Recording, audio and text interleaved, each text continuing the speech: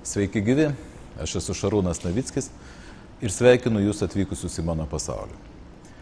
Tai kūno gerovės pasaulis, jūsų kūno gerovės, jisai yra skirtas, kuriamas tam, kad jūsų kūnai būtų kuo geresni, kad kuo geriau jums tarnautų.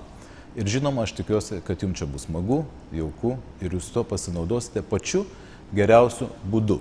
O aš savo ruožtu pasistengsiu, kad ta nauda būtų nevarginanti, o dar ateitų ir su pakankamu malonumo kiekiu.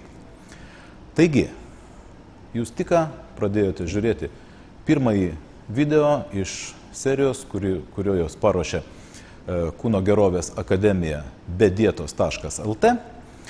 Ir jame mes pakalbėsime apie pagrindinius pratimus, kurie yra skirti kūno lavinimui. Tačiau prieš perinant prie praktinės dalies, aš norėčiau labai aiškiai ir konkrečiai pabrėžti keletą dalykų, kurie man atrodo yra svarbus ir kuriais aš noriu pasidalinti su jumis ir kažkodėl tai apie tai niekas arba beveik niekas nekalba.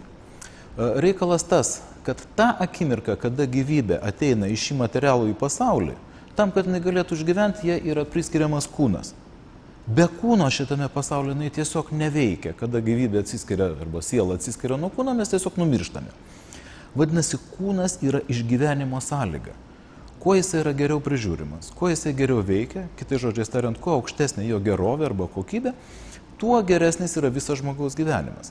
Palyginimui aš galėčiau duoti tokį pavyzdį, kad įsivaizduokite, kad jums reikia nuvažiuoti iš taško A į taško B, jūs turite automobilį, kuriame sėdite ir įvairuojate. Jeigu automobilis veikia gerai, jeigu niekas ten nebarška, negriūva, nerūdyja, tepalai nebėga, benzino bakas pilnas, valdymas geras, padangos nenudilę, jūs važiuojat ir greičiau, ir komfortas didesnis, ir svarbiausia, tai yra saugu.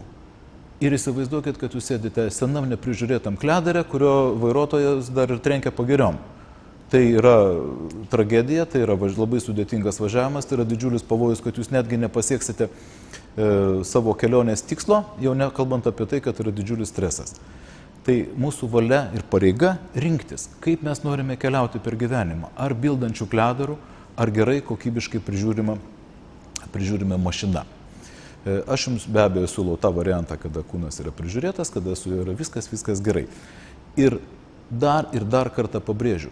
Taip, tai nėra vien tik tai fizinė veikla, tai yra labai svarbus mentalinis suvokimas, kada mūsų protas ir kūnas veikia kartu mūsų pačių labui. Tam labui, kuriam mes tikriausiai čia esam pašaukti, kad tas gyvenimas nebūtų toks, kad atsikeli pirmadienio rytą ir sakai, Dieve mano, ir vėl į darbą, ir ką aš ten veikiu. Tai jeigu jūs pradėsit nuo konkrečių medžiaginių dalykų, kuriuos lengva pamatuoti, pažiūrėti, ar veikia, ar neveikia, tarp kitko, apie žodį veikia. Lietuvių kalba yra nuostabi, tai yra senkalbės pagrindas. Sveikas yra sudarytas iš priešdalio likučio S ir veikia.